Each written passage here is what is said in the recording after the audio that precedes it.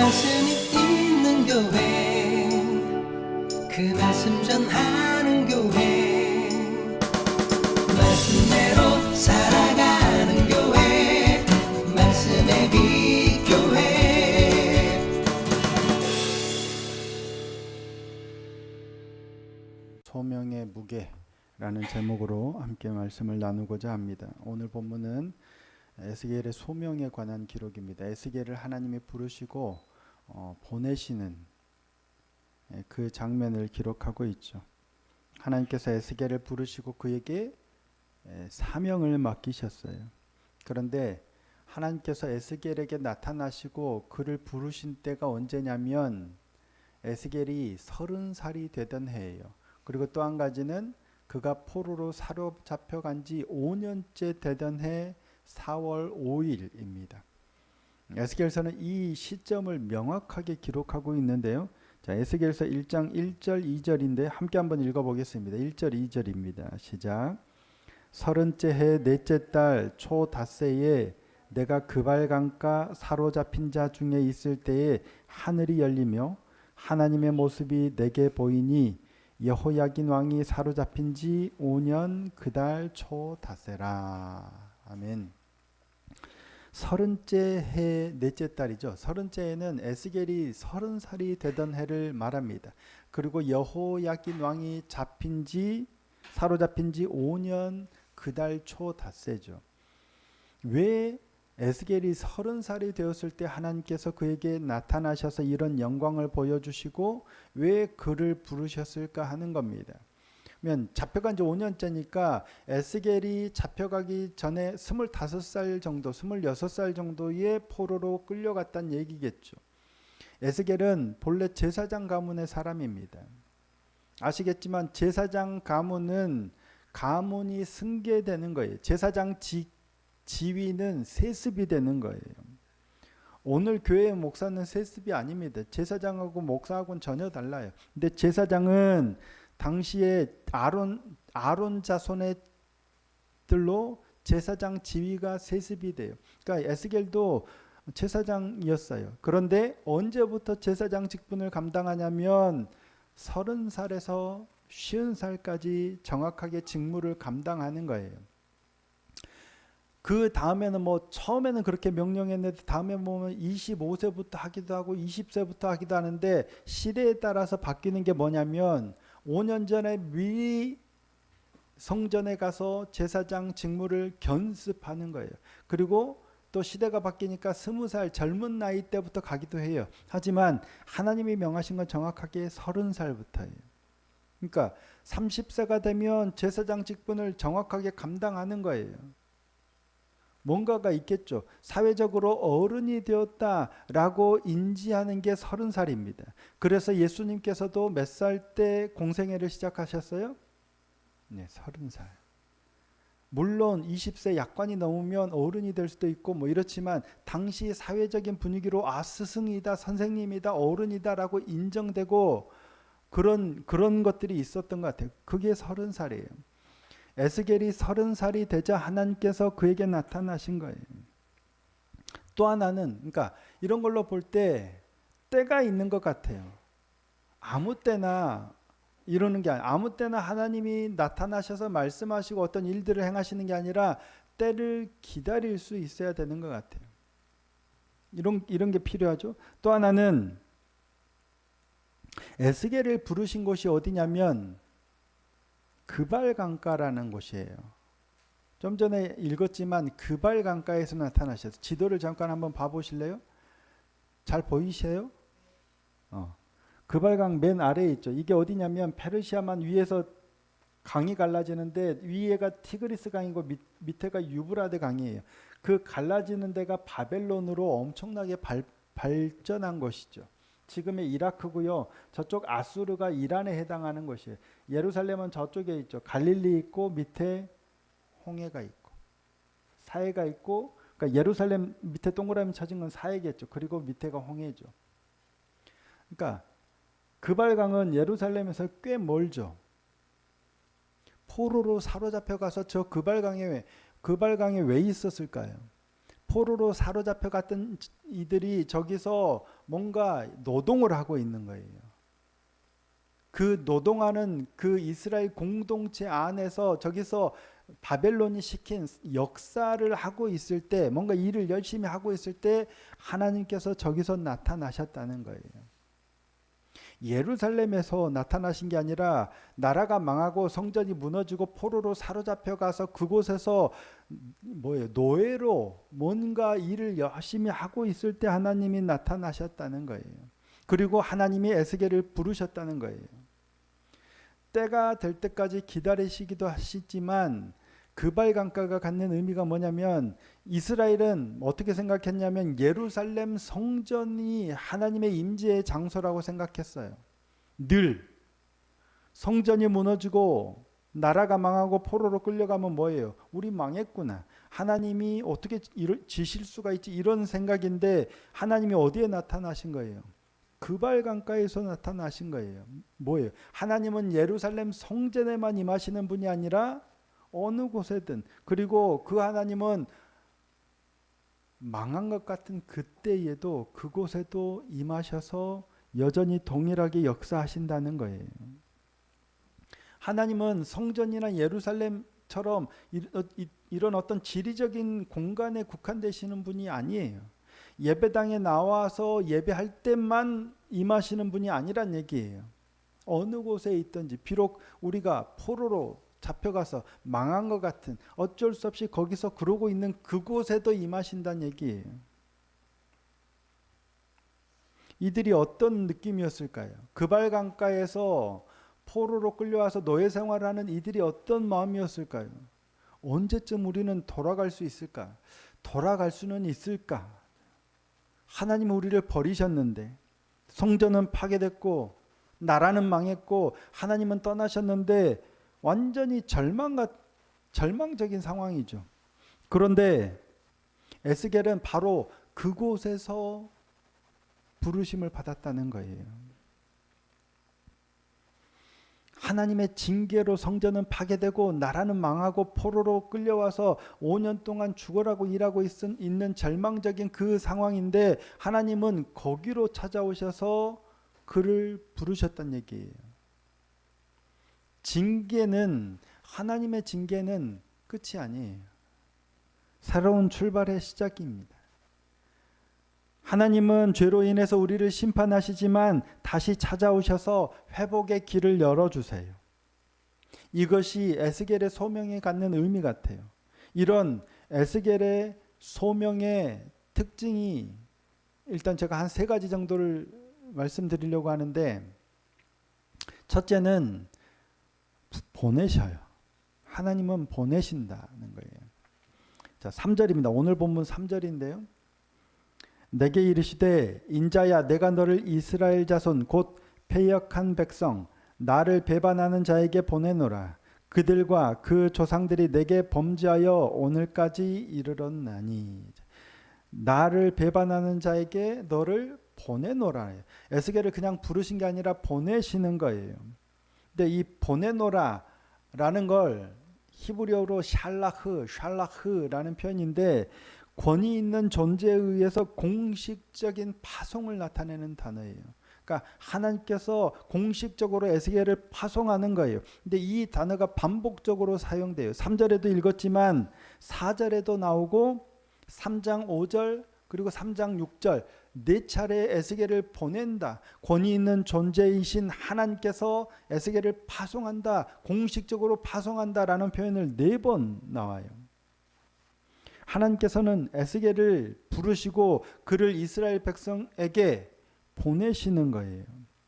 그러면서 이 보내신다는 표현을 거듭 반복하고 있죠. 무슨 의미일까요? 하나님은 이스라엘 백성들을 망하게 하시고 포로로 사로잡혀 가게 하시고 70년 동안 그 땅에 있게 하시지만, 그들이 그 땅에 거하는 동안 그냥 아무것도 하지 않고 버려버리시는 게 아니란 얘기예요. 그때에도 하나님은 여전히 그들을 보호하고 계시고 그들을 위해서 하나님의 계획대로 뭔가를 하고 계시다는 얘기예요. 하나님의 선지자를 보내세요. 그들이 듣든지 아니 듣든지 하나님이 일하고 계시다는 사실을 기록하고 있어요. 그래서 보내시는 거예요. 사실 우리는 삶이 어려우면 깨닫지 못하지만 하나님은 우리를 연단하고 계세요. 그리고 여전히 하나님의 계획대로 일하고 계시는 거예요.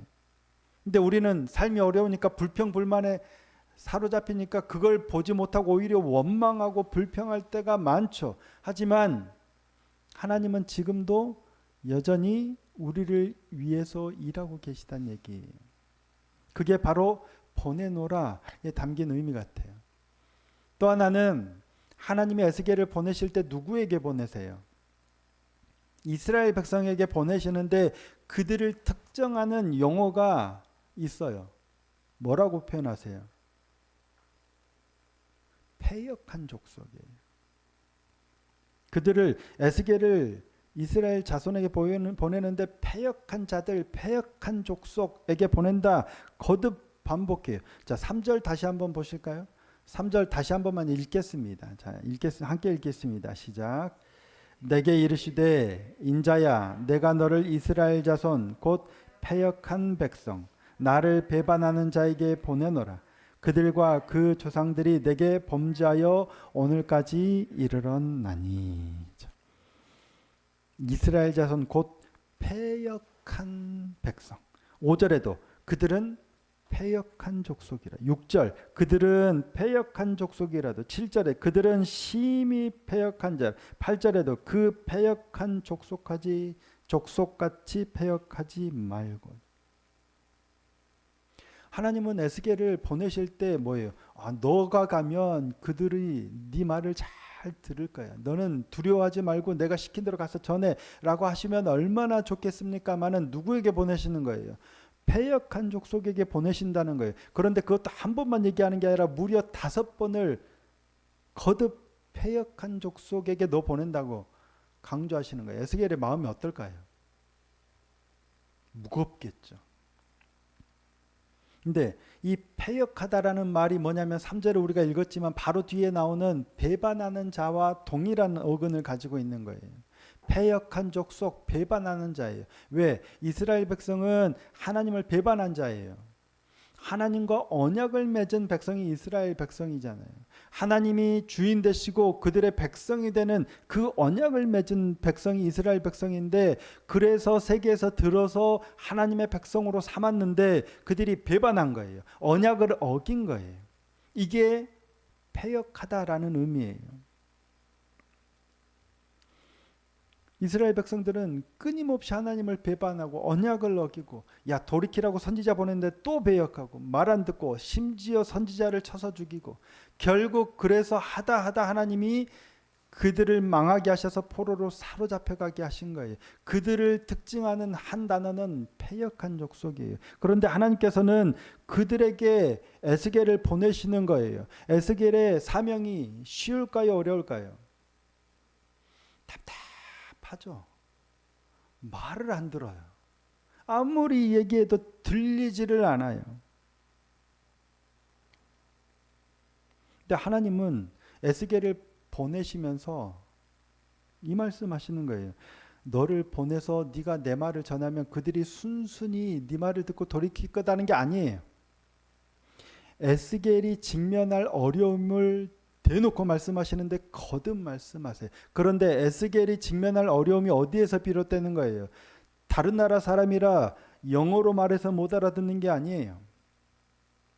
다 같은 언어를 쓰는데 못 알아먹어요. 못 알아먹는 게 아니죠. 이해하지 못해서 말을 안 듣는 게 아니에요. 그들이 지적으로 무지해서 못 알아먹는 게 아니라는 거예요. 영적인 어두움과 관련된 거예요. 네가 아무리 하나님의 말씀을 선포해도 그들이 듣지 않아요. 패역한 자들, 심히 패역한 자들은 말을 못 알아먹어서가 아니라 강팍해진 심령 때문에 말을 듣지 않기 때문이라는 거예요. 근데 하나님은 그 어려움을 제거하지 않으시고 선지자를 보내시는 거예요. 그래도 가야죠. 이게 두 가지 측면이 있는 것 같아요. 우리도 복음을 들고 이 땅에 나가서 하나님의 말씀을 전하면 패역한 족속이에요. 뭔 말인지 몰라서 못 듣는 게 아니라 안 듣는 거예요. 하나, 또 하나는 내가 바로 그 패역한 족속이라는 거죠. 우리가 복음을 전하는 대상이 패역한, 그만큼 강팍하기도 하지만 내가 바로 그 강팍한 심령의 소유자일 가능성이 높아요. 내 생각, 내 기준이 견고한 건 좋지만 경직될 위험성이 항상 공존하는 거예요. 나는 하나님을 잘 알아. 하나님을 믿어. 성경에 이렇게 기록되어 있어. 나는 하나님을 이렇게 알고 이렇게 믿어. 라는 기준이 견고한 건 좋은데 경직될 위험이 공존하는 거예요. 그래서 내 신앙과 신념을 지키는 건 좋은데 그 과정 중에 잘못된 굳어져 버린 신념조차 놓지 않을 위험이 늘 우리에게는 공존하다는 거예요. 그래서 필요한 게 내가 틀렸을 수도 있다는 가능성을 항상 열어놓고 있어야 돼요. 그렇지 않으면 예수님이 와서 말씀하시는데도 불구하고 맞는 것 같네. 그런데도 돌로 치는 거예요. 내가 틀렸다 하고 받아들이고 내가 돌이켜야 되는데 그걸 안 하는 거예요. 그게 바로 패역한 족속이라는 거예요. 그게 누구예요? 그래요. 우리가 그럴 수 있다는 거예요. 이 땅에 수많은 교회들이 있고 수많은 목사들이 있고 수많은 믿음의 사람들이 있는데 왜 교회가, 왜 한국이 이럴까? 이것 때문이겠죠. 하나님의 말씀이, 예수 그리스도의 십자가 복음이 힘이 없어서가 아니라 그걸 받아들이는 우리가 강팍해졌기 때문이에요. 그걸 전하는 우리가 강팍해졌기 때문이에요. 내가 바로 그 패역한 자일 수 있음을 늘 기억하고 겸손하게 하나님의 말씀 앞에 엎드릴 수 있는 저와 여러분이 되기를 소원하고 축복합니다. 신념을 버리란 얘기가 아니에요. 신앙을 버리란 얘기가 아니에요. 그럼에도 불구하고 겸손하게 꾸짖는 말씀 앞에, 지적하는 하나님의 말씀 앞에 거하는 우리가 되어야 한다는 거예요. 그리고 세 번째, 두루마리 책을 주시는 거예요. 이제 내일 본문에 그걸 먹으라라고 말씀하시는데, 자 9절입니다. 내가 보니 보라 한 손이 나를 향하여 펴지고 보라 그 안에 두루마리 책이 있더라. 그 안에 기록된 거는 뭐 애가와 잘못과 이런 말씀들인데 그걸 먹으래요. 두루마리 책이 의미하는 게 뭐예요? 하나님의 말씀이겠죠. 그런데 두루마리 책에 기록해 놨어요. 하나님의 말씀을 우리가 기도하면서 듣기도 하고 깨닫기도 하고 이런 말씀도 필요하지만 기록된 말씀이 갖는 의미가 명확하게 있는 거예요. 늘 설교를 듣고 늘 유튜브를 듣고 이렇게 그냥 듣고 내가 기도 중에 이렇게 깨닫는 말씀들도 중요하지만 기록된 말씀이 갖는 의미가 굉장히 중요해요. 이게 없으면 안 된다는 얘기예요. 우리가 말씀 앞에 서고 기도의 자리에 머물 때 기록된 말씀이 반드시 어느 한 자리를 차지하고 있어야 된다는 얘기예요. 그래서 성경을 읽고 묵상하고 기록하고 암송하고 이게 굉장히 중요해요. 기록된 하나님의 말씀, 선포된 하나님의 말씀, 계시된 하나님의 말씀, 이 세 가지가 우리에게 다 있어야 되는 거죠. 에스겔의 소명이 갖는 의미가 뭘까? 결론적으로 말씀을 드리면 성전 중심의 신앙에서 말씀 중심의 신앙으로 나아가는 것 아닐까 싶어요. 예루살렘 성전에서 예배하던 이들이 포로로 사로잡혀 왔을 때 그 그발강가에서 하나님이 에스겔을 부르시고 보내셔서 하나님의 말씀을 두루마리 책을 주어서 먹게 하시고 하나님의 말씀을 전하게 하신 것, 성전 중심의 신앙에서 말씀 중심의 신앙, 하나님 임재 신앙 중심의 신앙으로 전환되는 거예요.